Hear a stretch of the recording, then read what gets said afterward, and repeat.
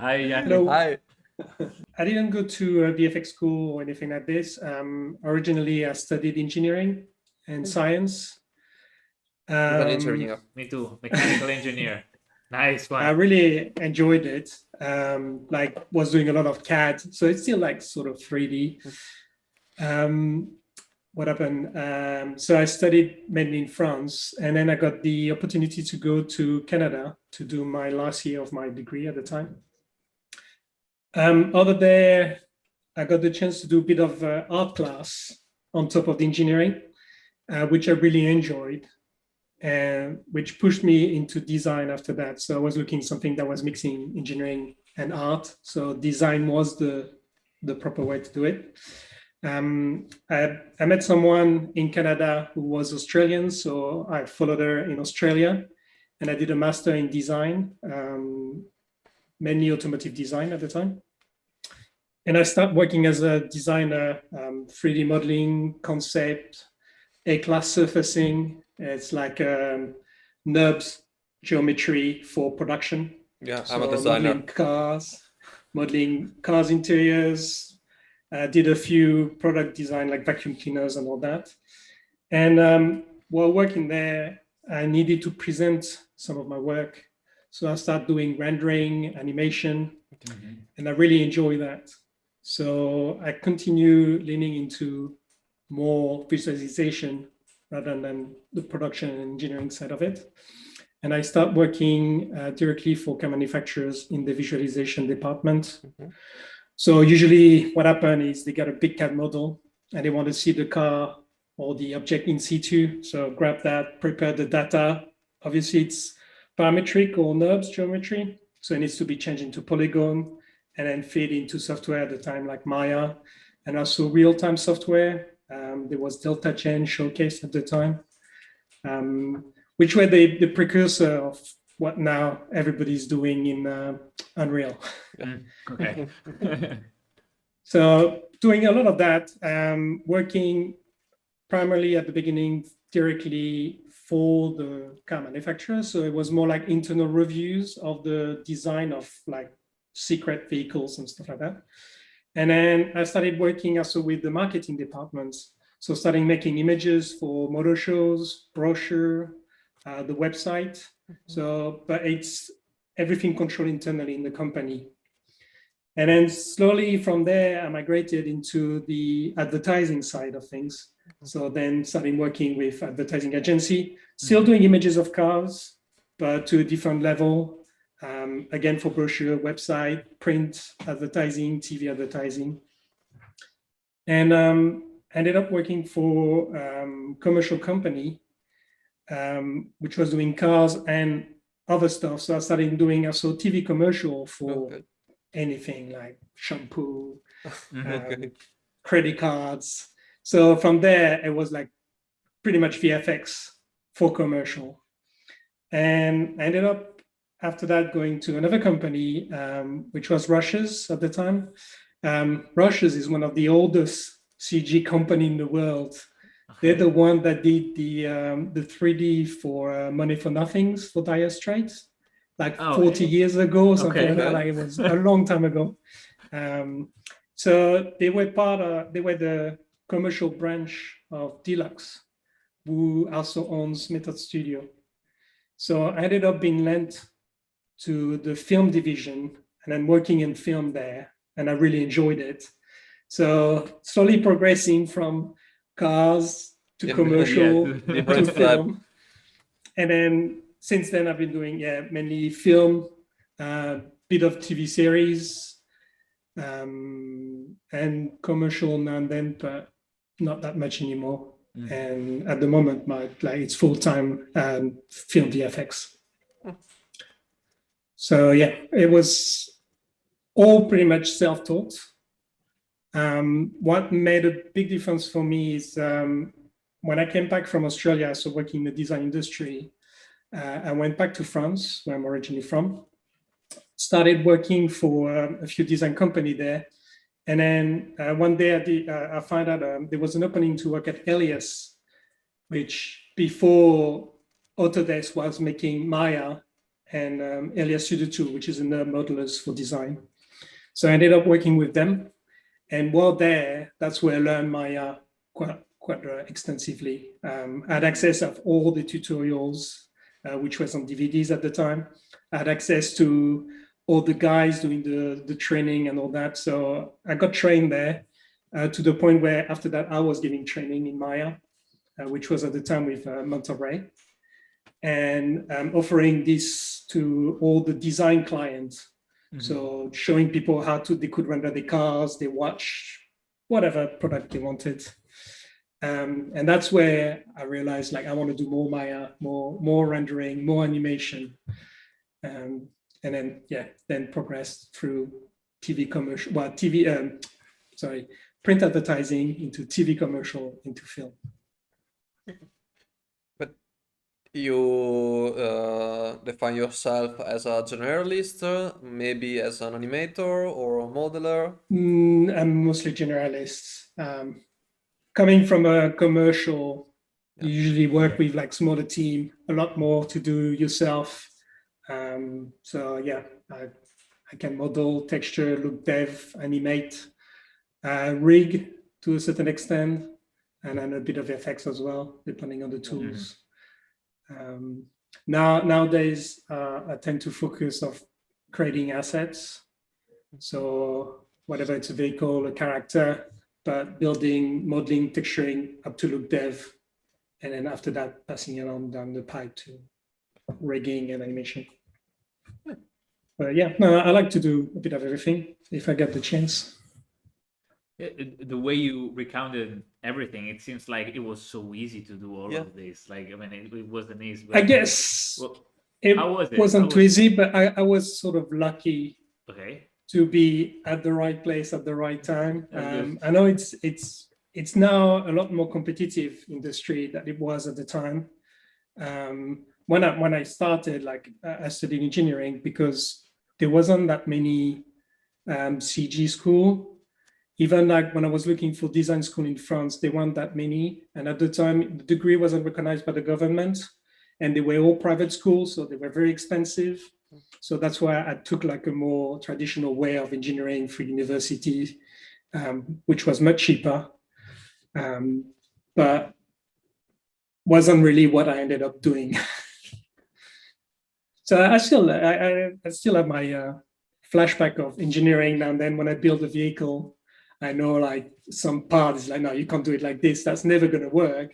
So like, it brings a bit of like, it grounds my work a little bit, making it like mechanically possible.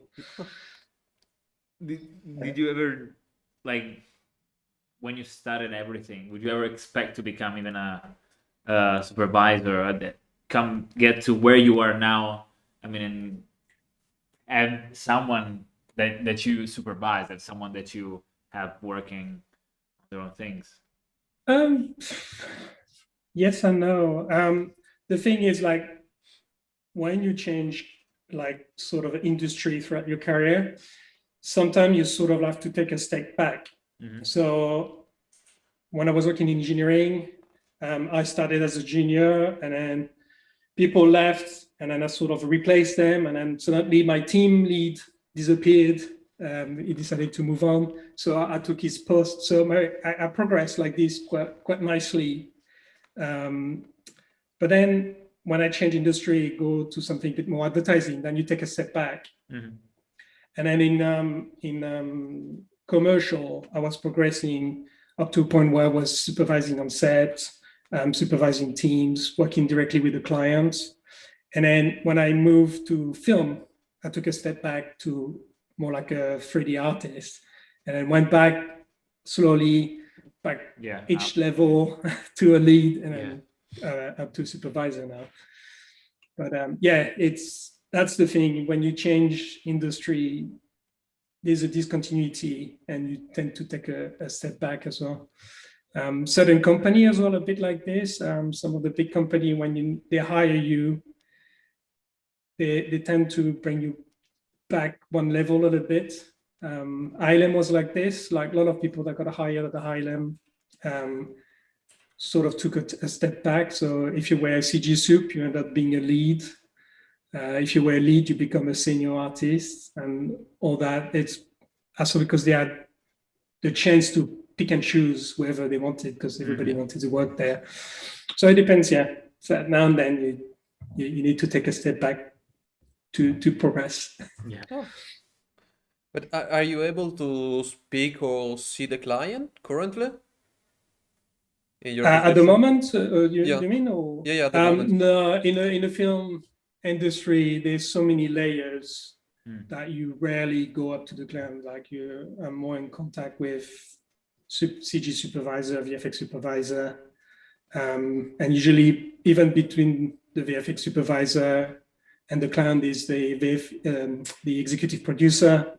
So they're the one that talks to the client, collect the information from the client, and then bring it back into the studios to all the artists. Okay. Because I was curious to know if there is like a difference between a client that you can see in an advisory studios and the client that you are working currently for. So it's I think it's all down to the scale of the project. In VFX, I've been lucky working on like big franchise movies, and there's a big hierarchy that you have to follow. It's the only way, like it's not complete chaos. Imagine if every artist had access to the client and start calling them and say, hey, listen, I could do this, and without telling anyone, it's a big complete mess. So there's a certain hierarchy, but in smaller projects, it is possible that you will get access to the client. I've worked freelance directly for the client, so the producer from the movie, the director from the movie. So it's possible, but they were really tiny project, like the one massive one. I got the chance. One of my friends is a director, so I worked directly with him on his last movie, trying to help him finishing it.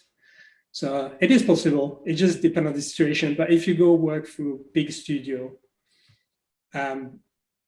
you will not speak directly to the client. You will never see. He might come at the end of the film, come to the studio and do a presentation, and then you can approach them and have a chat. But during the project, I don't think it will happen. I'm curious to know, with all the experiences that you had, which has been for you like the movie, the project that you worked on, that was the one that you fall in love the most. And don't say The Mandalorian, because I already know. Yeah. No, well, the first one I really enjoyed was Ant-Man, because that was my first Marvel movie. Okay. And I got super lucky because Marvel, they're doing big projects, so it can be like quite intensive. And on this particular one, I think I worked 2 weeks on it, doing one little environment, and I got credits. And it was the first movie, and I was super happy with that. Okay. And then the next big one would have been Rogue One. That was my first Star Wars movie, and I loved the movie. And yeah, it was a super project to work on. So yeah, that one was a big one as well. And I'm just curious because you say that you worked on an environment, but you are a character artist, and then you are also building cars. So he's Iron Man. That's why they say, generalist. What happened is, in a lot of big studios, if you get hired as a generalist, you end up working in the environment department. That's where they tend to use generalists the most, because you have to build a lot yourself. It's not always true. Like sometimes it goes through like a normal path where you have modelers, texturers, and if it's a big hero one. But most of the time they will give you a series of shots where you got this environment that's going to be see-through, and you build everything yourself. In commercial, I was doing character work, environment work, car work, whatever was needed. In film, it was depending on where I got hired. So most of the company was mainly environment work. And then when I was at ILM, I was sort of starting doing a little bit more character stuff and hero assets, just a tiny bit. And then after that, I moved to DNEG, where I was just doing digi doubles. So character, costume, and that's what I did after that and continue doing now. So, but like at the moment, I'm juggling between robots and environments. Okay, So- okay. Okay, a bit of everything. Yeah. That for me, like, yeah, the approach is the same. It's just having the eye to work the proportion, the eye to get a nice composition. So when you do an environment, it's all about composition, how the environment sits within the frame, within the lighting, within what we need to see. When you do a character work, it's all more about proportion, having this character having a nice proportion that looks believable. And you can see sometimes you can have like awesome design, like details and everything, but something doesn't fit. And then you realize, oh, maybe his head is a bit too big compared to the rest of the body. He wouldn't be able to stand like it. It's going to The fall. balance would be right. And so, yeah, that's how I treat anything I work on with this sort of approach. And so whatever it's a character, a vehicle or anything. You can do it. That's nice, Yeah. because usually we talked to a lot of people that are quite specialized in doing one thing, I mean, one kind of thing only, and seeing that it is possible to be great at multiple things that involve different kind of modeling or different kind of just approaches. There's cases where I can see the benefit of going to somebody specialized because they used to do it. They'll do it much faster than maybe I'll do it, because let's say for 6 months I've been doing environment and suddenly I need to do a character. It will take me like a couple of weeks to just switch my mind to get back into working characters, where the guy that does characters all the time will jump on it and do it much quicker. Obviously. Yeah, well, for example, there are a lot of when starting, we see that when artists are starting, they want to focus only on one thing and be the best at one thing, and that is probably good for big companies. But when you have to start, and you're probably gonna choose or be chosen by a smaller company, being more generalist helps you much more. Is it right? Yeah. It can be a bit dangerous if you specialize too much. The amount of work available to you can be a bit limited. There's some people that are specialized in doing facts, so all the blank shape on faces like this. If that's the only thing they do, there's not as much work as if you're a lighter or if you're generalist and stuff like that. So sometimes it's good to not go too specific into one skill. Okay. Personally, I like to be able to do as much as I can. That's what rocks my boat. But you do also some projects on your own, like, I don't know, experiment by yourself, do some R&D. Yes, I do a lot of work on the side. I have to say, like, for the last couple of months, I've been slowing down. But another part of my career that happened last year, the year before, is when COVID hits, I did a bit of freelance on the side as well. And I started working in games. So doing pre-render cinematics for one game.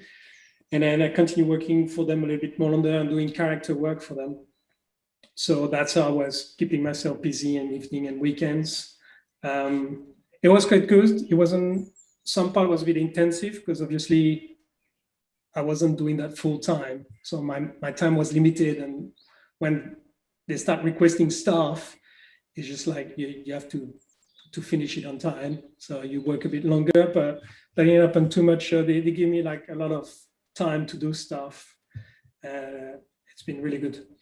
And then same thing, like doing a bit of modeling, texturing for the next gen characters. So trying to push the poly count, the texture resolution. And it's funny because game is trying to push towards what we do in VFX. So it was quite nice coming from VFX and like starting modeling like in VFX, but we did the constraint of a video game.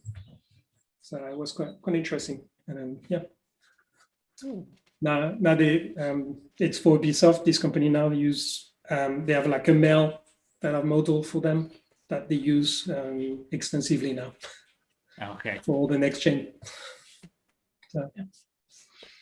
Okay. But I'm curious to know, with this freelancing work, would you like to specialize in something specifically, or you are just I experiment think around?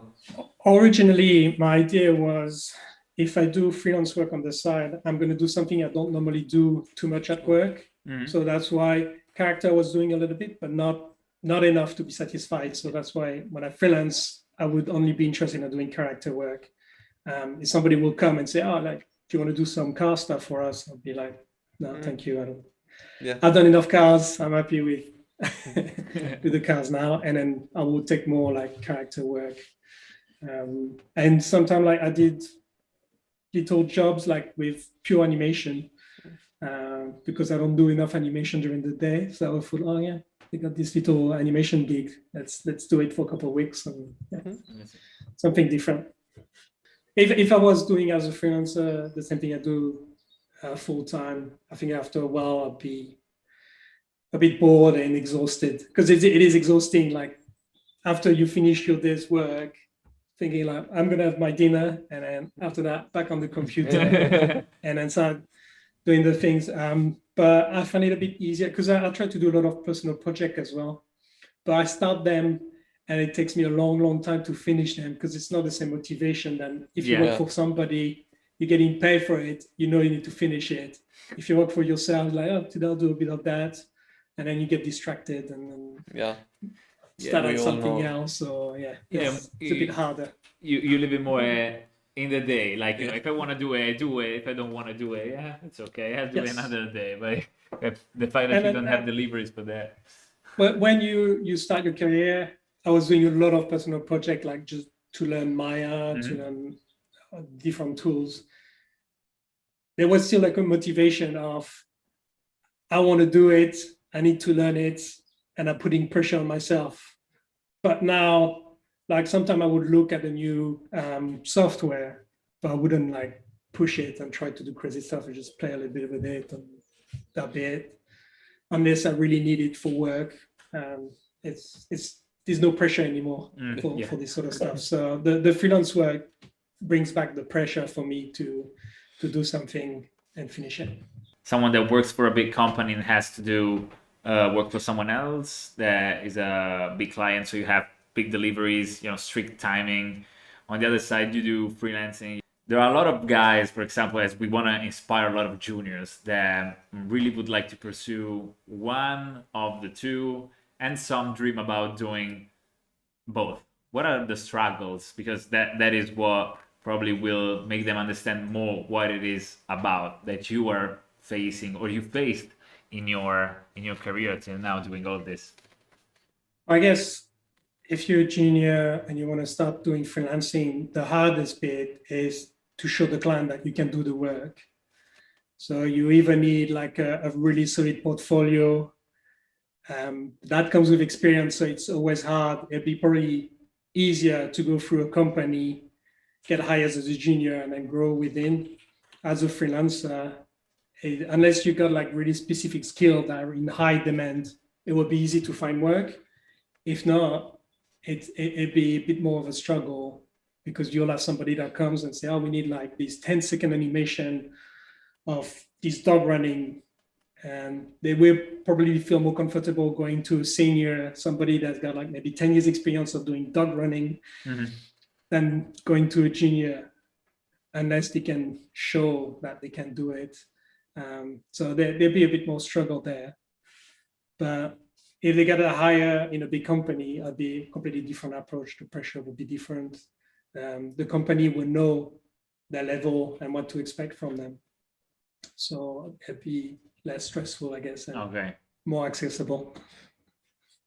Does that make sense? I want to ask an anecdote, like a story of your life in which you find yourself a little bit, you know, kind of a difficult moment, a difficult time, or a moment in which you said, okay, this is going to be hard, but I want to do this anyway. Like, because this is what really will touch, I think. I have to say, like, I've been super lucky in my career, like really always been sort of at the right place at the right time. So there hasn't been like that really hard decision. More than I've been traveling, so changing countries have been tough. The stress is like, oh, am I going to find a job? So you move, you get whatever saving you've got, you find an accommodation, and then you have to find a job. If you're lucky, you can find your job before you leave. Okay. It usually doesn't happen like that. So that's pretty stressful. I move a little bit around and not knowing what to expect. Like when I moved to the UK, it was a bit stressful. I managed to find a job before I moved from France, but like finding accommodation, it wasn't in London. It was also a smaller town. That was quite stressful there too, because it was a new environment. Yeah. In English, Another language. I didn't know what it. You're far from the family as well, so if something goes wrong, you got nobody. To fall to. You don't have friends yet, so that's probably the toughest. Okay.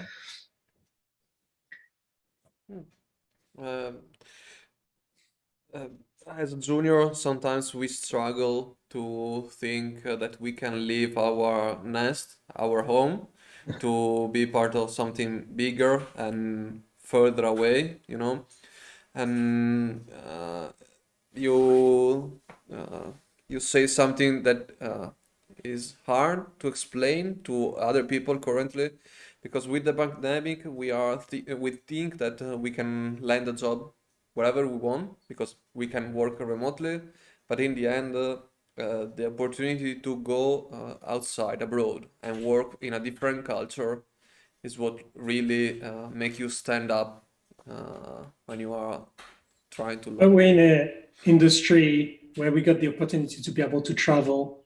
I know sometimes it's against our will. Company close, company shift all their work to another country.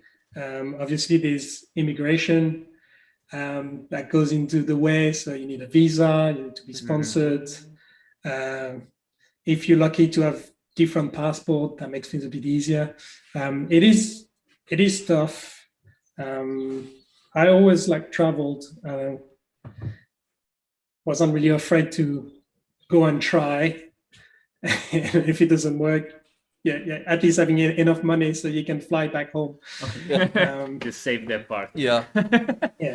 I know currently there's a lot of remote work happening, so you can work pretty much for all around the world, which is quite good, but it's not the same experience of going and living in that culture. It's difficult to travel at the moment, but hopefully that's going to change. But I would say if you got the chance to be able to travel, it's worth trying. Even if you're going to fail, as long as you get a bit of money to come back, it's definitely worth trying. I've lived in Canada, Australia, Germany, England, France, you see. England is not my last place. I'm planning to continue moving probably back to Australia because my wife is from there, so got families there. And it's amazing having the opportunity to travel and work if you can.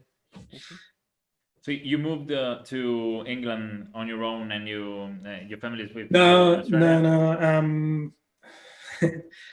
When I went to Canada and study, I met my wife there, and she's Australian. So when I finished my studies in Canada, she was going back to Australia, and I thought, I'll come with you. I sold my car, take all my saving, and then moved to Australia to try to finish my studies. That was the aim originally. And then I ended up finishing my master's degree there, working for a few years there. And then we decided, why not going back to Europe a little bit.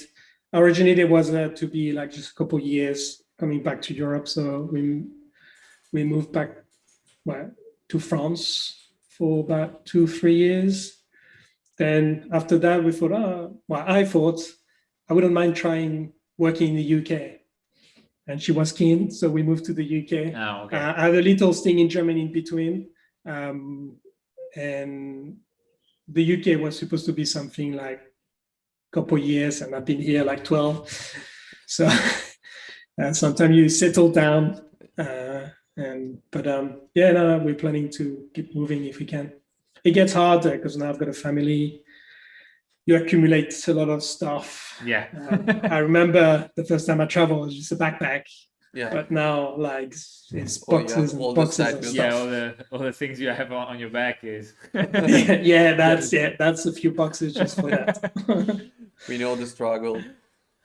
And But it's definitely like, traveling, it is an opportunity. And I know it's hard because you got VFX artists, junior or even senior, that live in countries that want to be able to travel and they can't, because immigrations is a barrier that's sometimes difficult to go through, because it's certain countries got different rules. But if someone's got the opportunity, I like strongly encourage to go for it. And it's VFX studio, commercial studio all around the world. So there's some really nice place to visit. And your next, if you have to choose your next place, which would it be? It's going to be Australia. Okay. Back to Australia. And at the moment, Clearly back to Australia and the Australia. VFX, it's booming. They're filming so many films there. There's a lot of post-production work going on. There's a few big VFX studio now. So In sounds like Australia it's a good or place. in New Zealand? In Australia, Australia. Okay. yeah, there's quite a few studio now in Sydney, like a few big one. Mm-hmm. There's a couple in Melbourne as well. Yeah, there is like. And then there's a smaller one, smaller-ish and really small one all around the place as well. So there's quite a good diversity. There is Luma Picture there, Luma. right? Yeah, Luma Picture. There's Luma Picture in Melbourne. There is Method Studio in Melbourne. Yeah. There's ILM. ILM in Sydney. There's Animal Logic in Sydney. Oh, yeah. There's Rising Sun Picture in Adelaide. There is I think ILM is opening something there in Australia because we were talking. ILM is in Sydney. They opened like Okay. 2 years ago now. Oh, So okay. they're 2, Okay. 3. Them and Animal Logic are the two biggest one, I think, there. Method Studio is fairly big as well in Melbourne. I got the chance to visit them when I was working for Method Studio in London. I went back there on holiday and contacted them, and they gave me a tour and visited all the studio. At the time, they even have like more than one studio because they had commercial and film. I think now it's just the big film studio they have. It's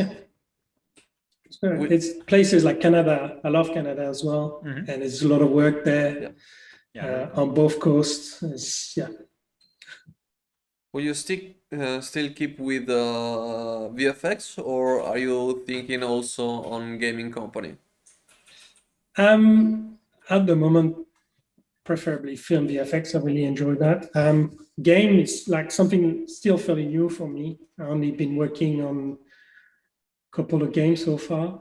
I like it, but it's a different way of doing things. You got a lot more constraint. Where in VFX is you put as much as you want to make like extraordinary things.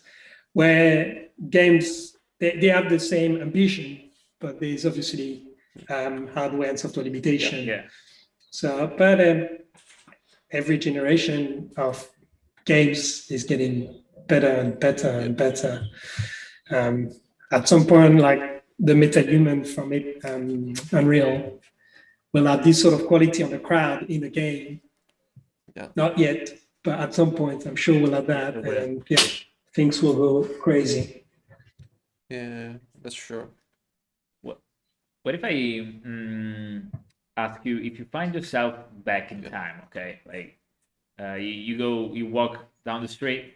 At a certain point, you find a young you, but just younger at the beginning of your career, and you have one meeting just to say something, what would you tell him? I would probably have tried to do VFX sooner. Okay. That would have been something I would have enjoyed doing it. It just when I see the generation of artists you got at places like Thailand, Pixar, that started at the beginning. That's something I would have loved doing it, like early 2000, working for a company like Pixar would have been like amazing because they were really building the whole industry. There was a lot of things that didn't exist at the time, so they had to make it themselves, and I would have wanted to be there at that time because, like, for me, film VFX is quite late in my career. I've been doing quite a lot of different stuff.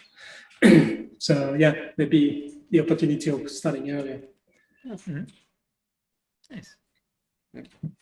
Well, in this industry, I think that you're never too late to start experimenting with new stuff. No, yeah. So, And you're never too old as well. It's a strange industry where you can get into it without a degree.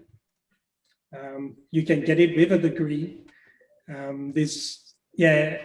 A lot of other industries doesn't work like this. Like they don't have runners where you can come in straight from secondary school or that sort of level and then get into the industry and then go up the ladder and finish like owning your own VFX company. So yeah, it's lots of opportunities possible, lots of different entry points, and a lot of self-taught artists. A lot of people learn software through private trainings, not private training, like private school, public school. it doesn't matter. Doesn't really matter. It's just showing that you can do the work. That's the most important. And I've seen artists that never been to school, but they've been working at home, especially now that hardware and software are really accessible. And you can learn quite a lot yourself this way. Obviously, going through a school, you get support, you get an infrastructure, you get things like render farm, all this sort of stuff that will help you as well. So it's really fluid the way you can enter this industry, and it's quite nice. One of the things that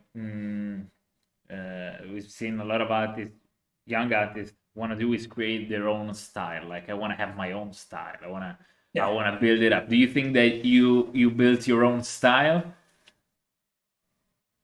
No, not really. I see this a bit more like within the concept artists.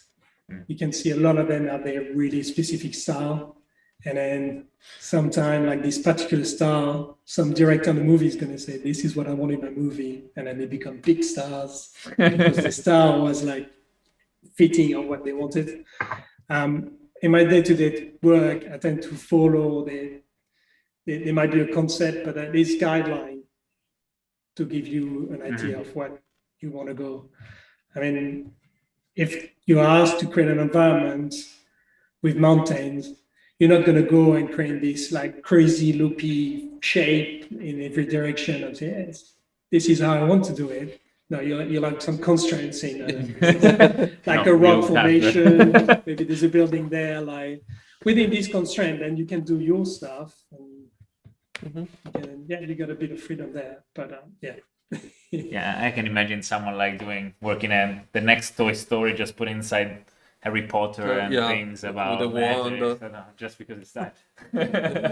Yeah, it will never happen probably. Oh, you will get fired probably. And take fire, but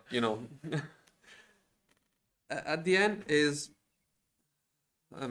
everyone that we spoke with that started from advertising told us that the opportunity to work with not always the same styles, and with quite the struggle of that you have to present something to deliver something faster than you would probably do in a production site like a film. It's something that they will encourage to do, but I want to know from you if this is something that also gave you something more that you can spend in the industry, like Yeah, I did. I really did really enjoy working commercial because projects are shorter. It's a bit more intense, but you tend to do a lot more. And then you do a project and it's done, and then you can do something completely different next. When film VFX, it will be always the same sort of task. If you're a lighter, you're always going to be lighting. The style might change, but there'll be a lot of similarities.